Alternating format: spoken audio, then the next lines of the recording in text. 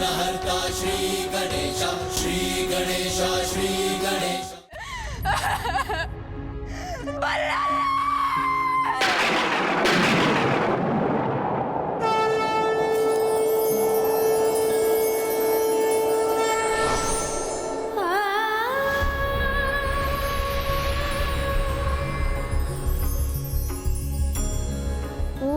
पिताजी कितने अधीर लग रहे हैं, अवश्य मुझ पर क्रोधित होंगे। पिताजी मुझे क्षमा कर दीजिए, मुझसे भूल हो गई।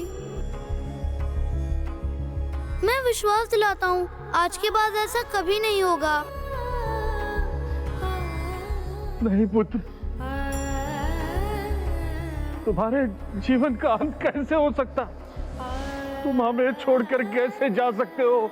तुम्हें तो मुझसे बहुत बड़ा व्यापारी बनना है, बहुत बड़ा, मुझसे भी बड़ा।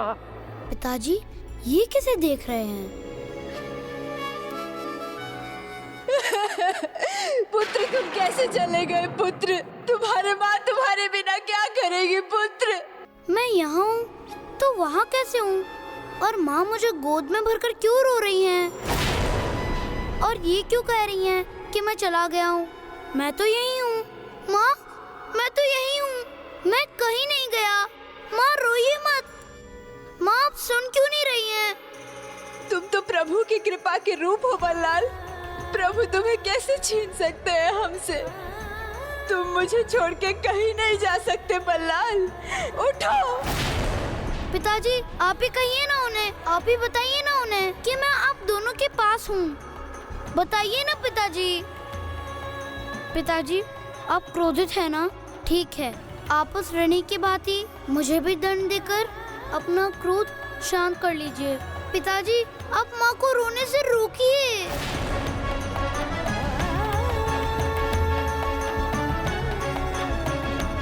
क्षमा कर दीजिए पिताजी, आज के बाद ऐसा कभी नहीं होगा। अपना क्रोध त्याग कर माँ को समझाने में मेरी सहायता करें। आइए।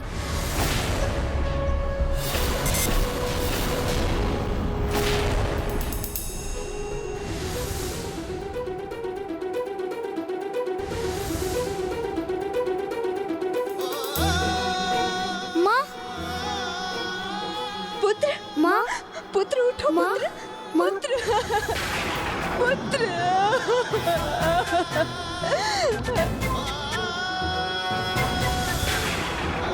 माँ, मित्रों तुम तो मुझे देख सकते हो, मैं यही हूँ। देखो इधर मित्र, मुझे देखो ना, इधर देखो ना मित्रों।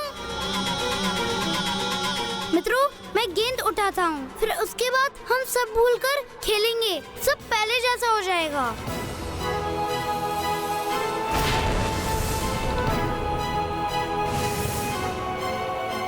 ये क्या हो गया है मुझे? ना ही मैं किसी का ध्यान आकर्षित कर पा रहा हूँ, ना ही मैं किसी को स्पर्श कर पा रहा हूँ। मैं क्या करूँ? मैं सबको कैसे विश्वास दिलाऊं कि मैं यही हूँ? वीणा के तार को तुमने इतना कसकर बांधा कि वो टूट गया। एक बालक को अनुशासन की चक्की में पीसकर तुमने उससे उसका बचपन ही नहीं, उसके प्राण भी छीन लिए। सत्य कड़वा होता है कल्याण भैया। ऋणी व्यक्ति के समान तुमने अपने पुत्र को भी भयभीत कर दिया था, और भय का परिणाम तो भयंकर ही होता है कल्याण भैया, भयंकर ही होता है। बालक को भयभीत ही नहीं, आतंकित भी कर दिया था कल्याण ने। इतना कठोर कोई पिता कैसे हो सकता है? इतनी कड़ाई की कि बालक भय से ही कांप उठा। नहीं नहीं नहीं, पिताजी का कोई दोष नहीं है, ये सब मेरा दोष है। आप पिताजी को बुरा भला मत कहिए।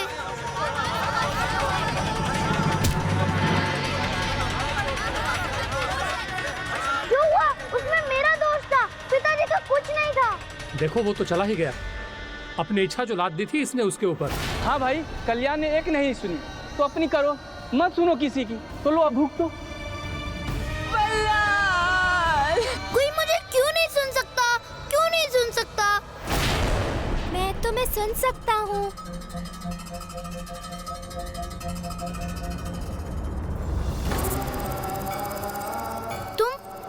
तुम मुझे सुन सकते हो? हाँ। चलो अच्छा है, कोई तो है जिस तक मैं अपनी बात पहुंचा सकता हूँ। रुको, कहाँ जा रहे हो तुम? अरे रुको, कहाँ जा रहे हो? इतना तो बताते जाओ कि तुम मुझे सुन कैसे रहे हो। रुको मित्र, रुको मित्र, रुको। मुझे ये बता दो कि मैं अपनी बात माता पिता तक कैसे पहुंचाऊं? उन्हें कैसे बताऊं कि मैं यही हूँ, मैं कहीं नहीं गया।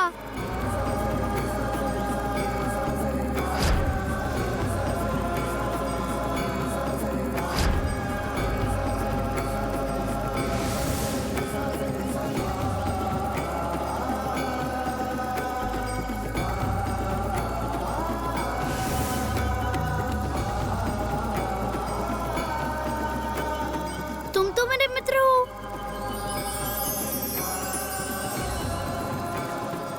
ये भी चला गया, प्रकाश में ओझल हो गया। आओ पुत्र, मेरे पास आओ। मैं तुम्हारी सहायता करूंगा।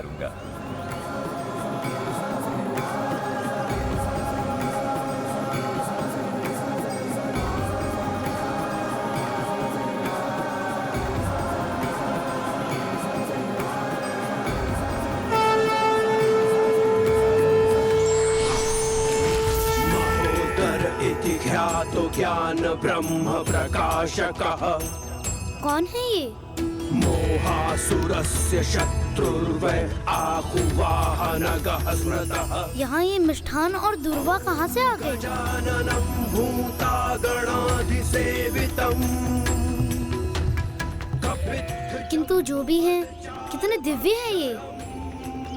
आप कौन हैं? आप बता सकते हैं कि ये मेरे साथ क्या हो रहा है?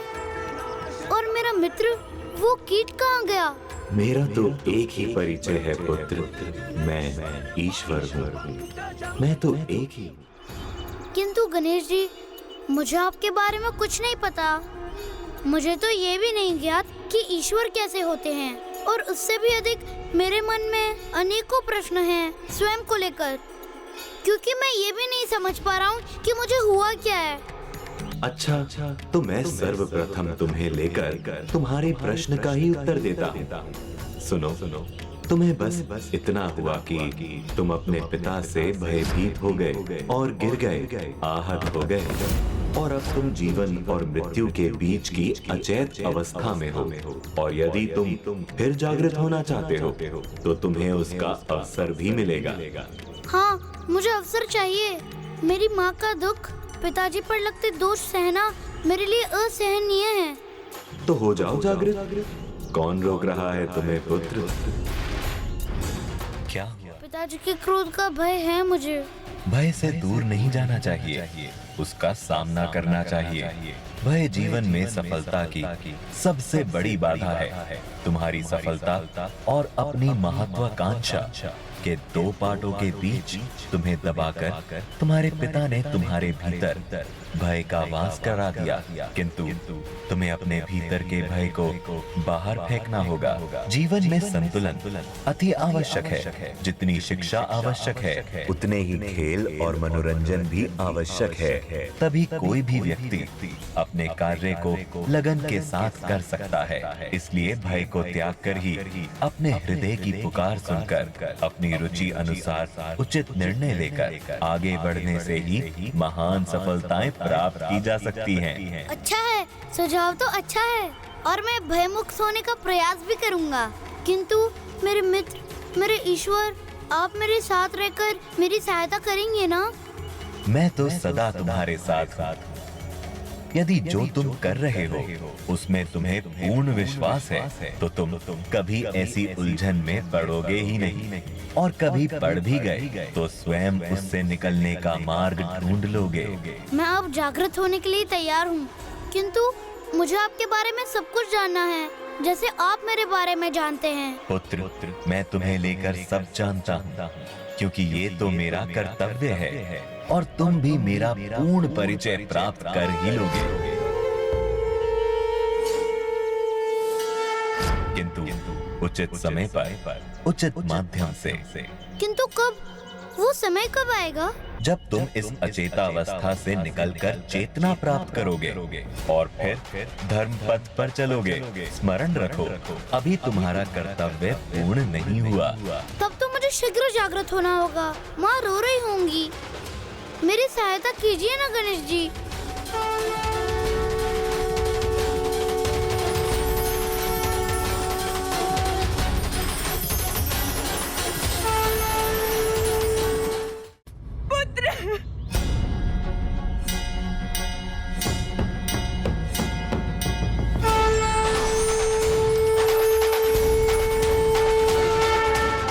माँ,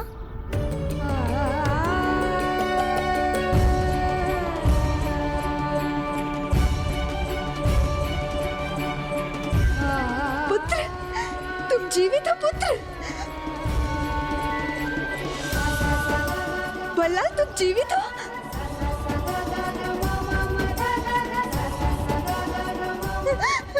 बल्लाल, बल्लाल मेरे पुत्र, बल्लाल तुम जीवित हो। मेरे पुत्र, मेरे पुत्र।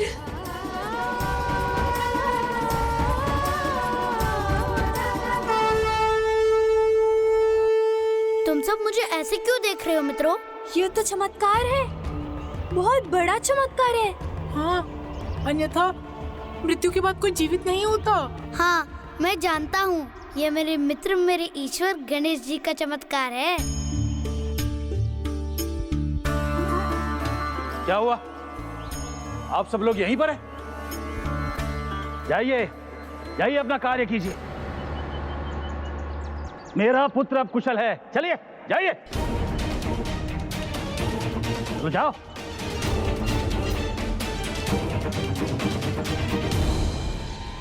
रस्सी टूट गई किंतु बल नहीं गया।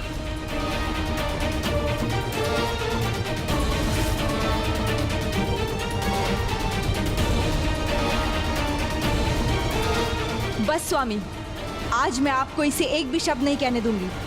आज जो भी हुआ उसके बाद भी आपका मन नहीं भरा? वो तो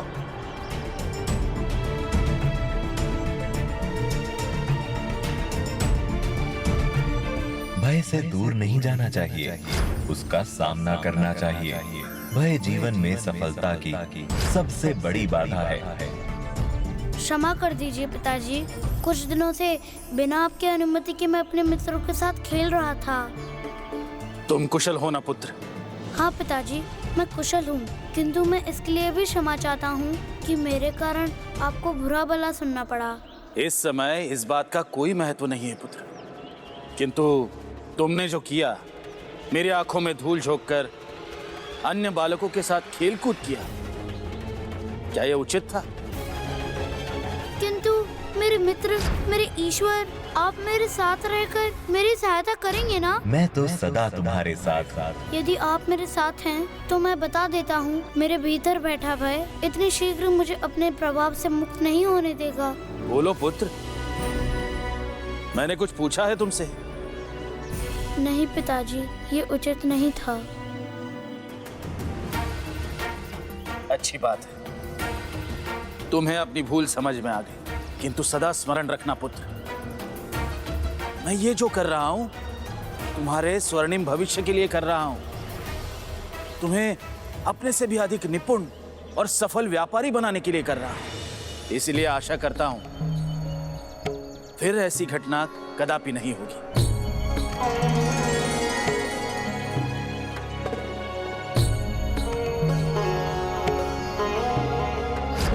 इतनी बड़ी घटना घट गई।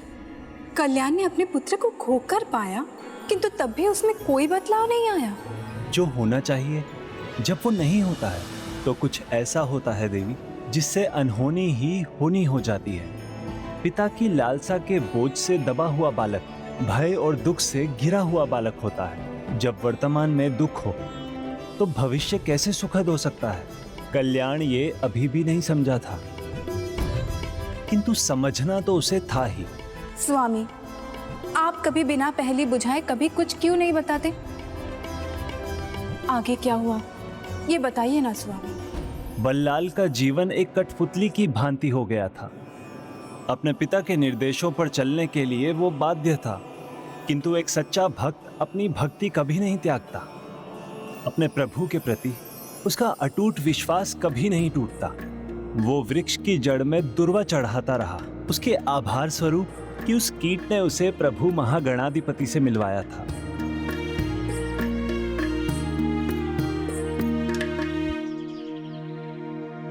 मेरे मित्र, मेरे ईश्वर प्रभु गणेश जी से मिलवाने के लिए बहुत बहुत धन्यवाद। और हाँ, उनसे कहना कि मैं भय से भयभीत नहीं होने का प्रयास करूंगा और धीरे धीरे भयहीन हो जाऊंगा। मित्र, अब मुझे जाना होगा।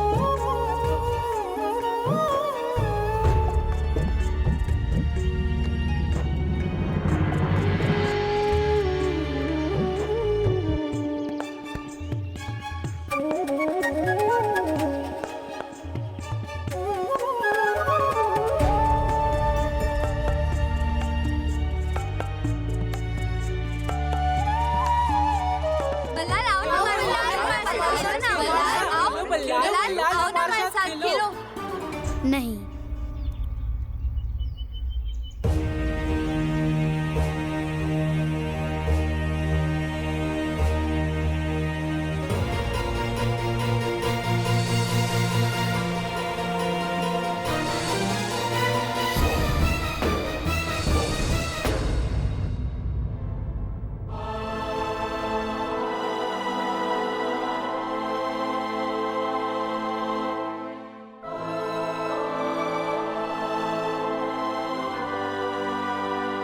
इस प्रकार ये कुछ और समय चलता रहा, किंतु जहां विश्वास है वहां भय श्वास कहां ले सकता है। तो धीरे धीरे बल्लाल का भय भी कम होता जा रहा था। कितना समय बीत गया, ना ही वो कीट दिखा, ना ही गणेश जी दिखाई दे रहे हैं। अब आप ही बताइए गणेश जी, वो समय कब आएगा जब मुझे आपका पूर्ण परिचय मिलेगा? और कौन बताएगा मुझे ये?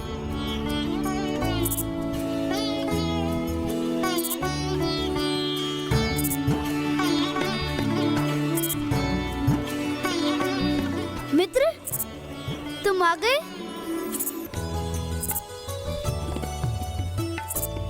मित्र रुको, कहाँ जा रहे हो? मित्र सुनो,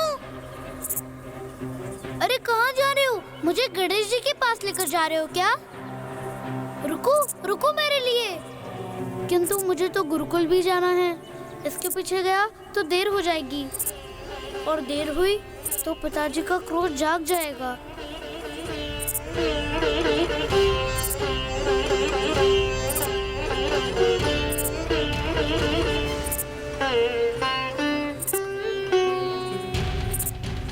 अब क्या करूं? ये तो मुझे उसी दिशा में ले जा रहा है। लगता है जो गणेश जी ने उचित समय कहा था वो अभी है। यदि जो तुम कर रहे हो उसमें तुम्हें पूर्ण विश्वास है तो तुम कभी ऐसी उलझन में पड़ोगे ही नहीं, और कभी पड़ भी गए तो स्वयं उससे निकलने का मार्ग ढूंढ लोगे। उचित है, मैं आपकी आज्ञा का पालन करूंगा, भय का त्याग करूंगा और हृदय की पुकार सुनूंगा। मित्र रुको, मित्र मेरे लिए रुको, मैं भी आ रहा हूँ।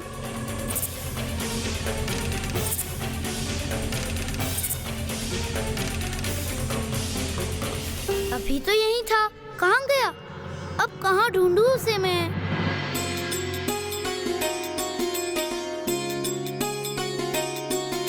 यहाँ तो वैसा ही दिव्य आभास हो रहा है जैसा गणेश जी से मिलकर हुआ था। यदि मैं अनुचित नहीं हूँ तो मेरे ईश्वर से फिर से भेंट होने वाली है। फिर मिलूंगा गणेश जी से, शीघ्र मिलूंगा। मेरे हृदय ने सही मार्ग सुझाया है। मैं मिलूंगा अपने अद्भुत मित्र से, अपने ईश्वर से।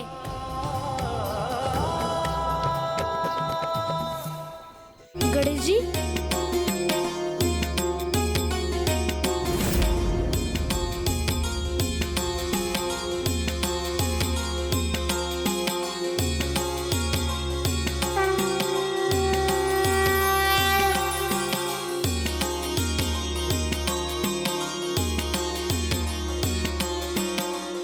क्या यही है वो जिनके बारे में गणेश जी ने मुझसे कहा था?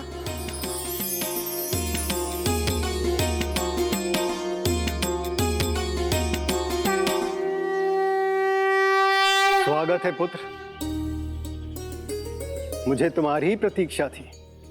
बिना देखे इन्हें कैसे ज्ञात हो गया कि मैं यहाँ हूँ?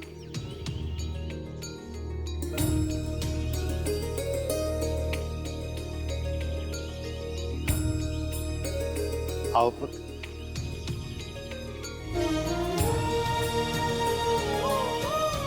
लो, प्रसाद ग्रहण करो।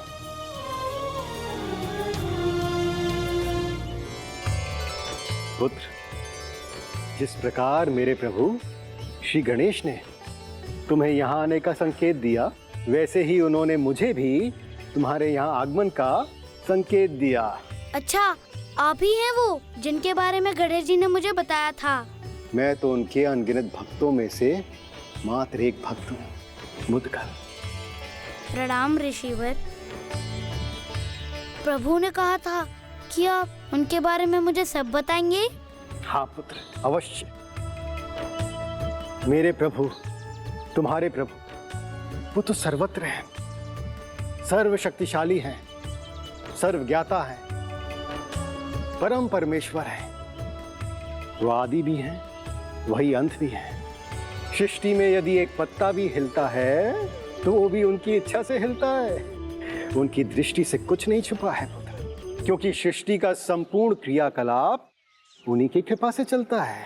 तो मैं आया भी उनकी इच्छा से हूँ। हाँ पुत्र, वही है जो हमारे ज्ञान, हमारी समझ को आगे बढ़ाने में सहायक बनते हैं। किंतु वो सहायता कैसे करते हैं जब वो दिखाई भी नहीं देते? मुझे तो उनका एक ही बार दर्शन हुआ है। पुत्र, कभी प्रत्यक्ष रूप में तो कभी अप्रत्यक्ष रूप में वो सदैव हमारे साथ रहते हैं। विराजमान हो पुत्र, मैं तुम्हें एक कथा सुनाता हूँ। बैठो।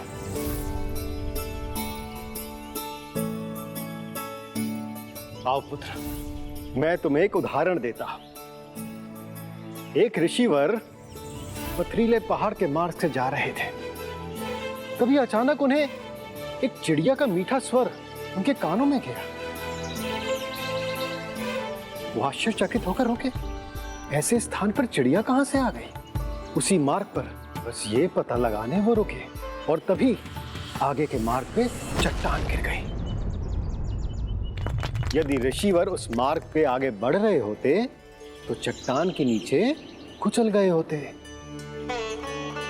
इस प्रकार प्रभु ने अप्रत्यक्ष रूप में ऋषिवर की रक्षा की और उनकी सहायता की। चलो, मैं तुम्हें दूसरी कथा भी सुनाता हूं। एक अनाथ बालक भूख के कारण व्याकुल हो रहा था, बड़ी दयनीय स्थिति में था, किंतु उसकी सहायता करने के स्थान पर वहां पर खड़े बालक उस पर और पत्थर बरसा रहे थे। उसे बहुत कष्ट था और दुख भी। और तभी उन्हीं पत्थरों पर पहिया पड़ने के कारण एक हाथ गाड़ी हिली। उस हाथ गाड़ी से कुछ फल गिरे जो उस बालक की ओर लुढ़क गए। प्रभु तो सबके नाथ हैं पुत्र, यहाँ वो पत्थर ही प्रभु का प्रत्यक्ष रूप था। मैंने भी एक बार एक कीट को बचाया था। इसका अर्थ यह हुआ पुत्र कि प्रभु ने तुम्हें उस कीट हेतु सहायता के लिए चुना था। हम सब में प्रभु का वास है, हम उनके भीतर हैं और पुत्र वो हमारे भीतर। ऋषिवर, मुझे अपने प्रभु से मिलना है, पर कैसे? मुझे नहीं पता। पूजा साधना तप से ही हम ईश्वर के साक्षात दर्शन प्राप्त करने में समर्थ होते हैं, किंतु प्रभु का दर्शन उनकी इच्छा और हमारे कर्मानुसार होता है, हमारी इच्छा से नहीं। किंतु मैं तो एक बालक हूँ, पूजा पाठ तब नहीं आते मुझे, फिर भी प्रभु ने मुझे दर्शन दिए थे।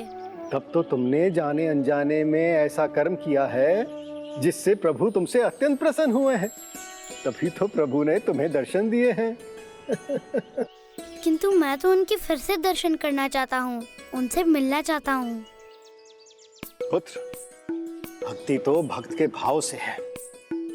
कोई भजन गाकर प्रभु को रिझाता है, कोई धूप दीप जलाकर, कोई नृत्य करके, तो कोई सदियों तपस्या करके, और पुत्र कोई श्रृंगार कर।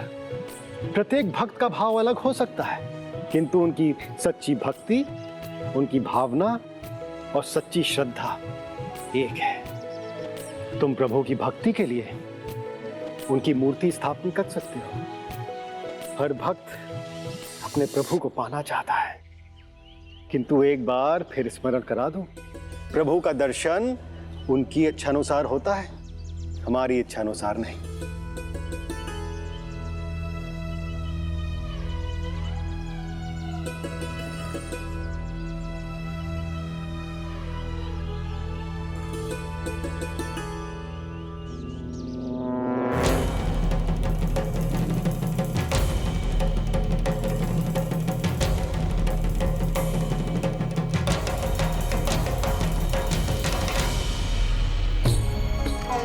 मेरे प्रभु, तुम्हारे प्रभु, वो तो सर्वत्र है। सृष्टि में यदि एक पत्ता भी हिलता है तो वो भी उनकी इच्छा से हिलता है।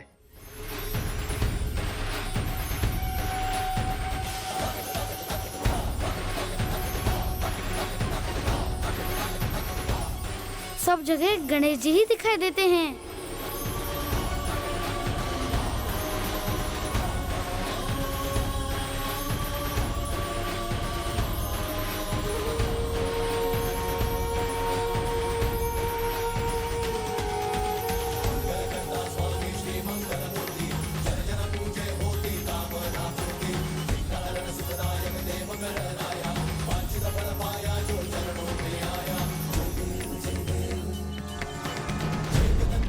तुम प्रभु की भक्ति के लिए उनकी मूर्ति स्थापन कर सकते हो। अच्छा, तो आप यहाँ छिपकर बैठे हैं। आप ही हैं मेरे ईश्वर, बल्लाल के ईश्वर।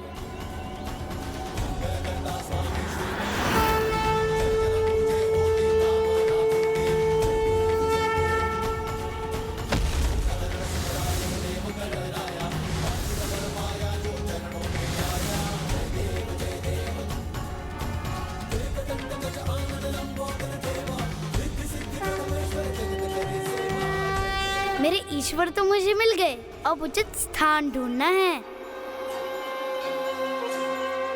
कहाँ स्थापित करूं इन्हें? नहीं, वहाँ नहीं, इस ओर नहीं, वहाँ भी नहीं।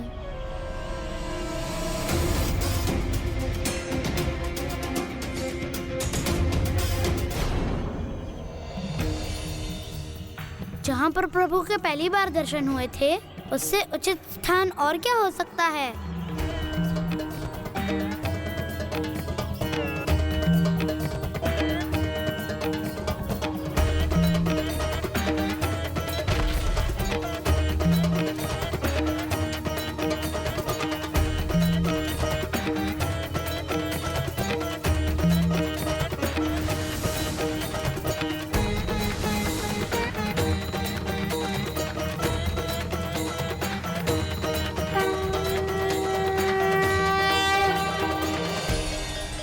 प्रभु, मेरे पिताजी के दंड से मेरी रक्षा कीजिए। गुरुकुल का समय समाप्त हो गया है और मैं अभी भी यही हूँ। वो मुझे देखकर अवश्य समझ जाएंगे कि मैं आज गुरुकुल नहीं गया। सहायता कीजिए प्रभु, सहायता कीजिए।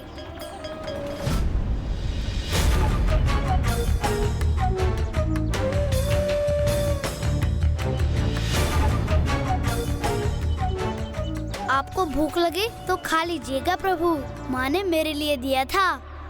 मैं तो भक्ति में खो गया, भूख ही नहीं लगी, तो अब आप रख लीजिए इसे। अभी तो जाना होगा, फिर धूप और दीप लेकर आऊंगा, तब फिर भक्ति करूंगा।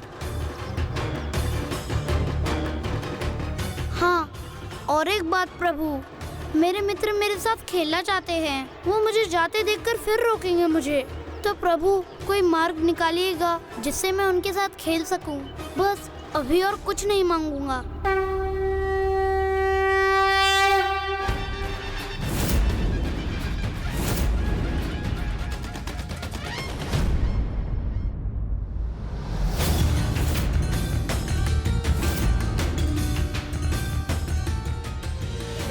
पिताजी के क्रोध से भय लगता है मुझे, किंतु प्रभु ने कहा था भय जीवन की सबसे बड़ी बाधा है, तो इस बाधा को मुझे दूर करना होगा।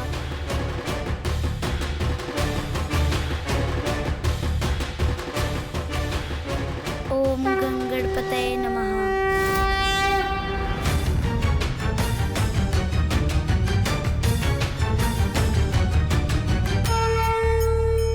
कहाँ थे तुम?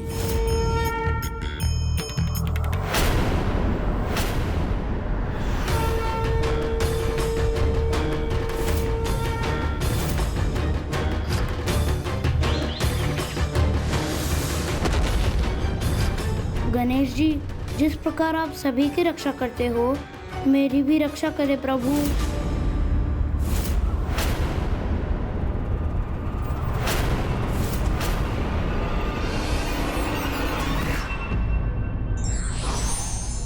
भय सफलता प्राप्ति के मार्ग की सबसे बड़ी बाधा है और आत्मविश्वास सफलता प्राप्ति का अचूक उपाय।